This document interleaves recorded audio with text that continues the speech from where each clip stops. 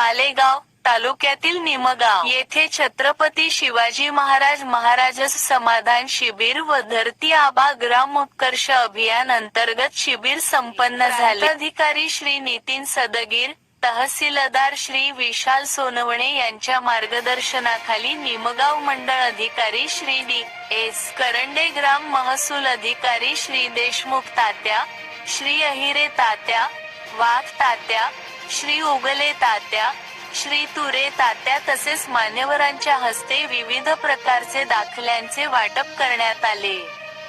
तसेच विविध योजनांची माहिती देण्यात आली.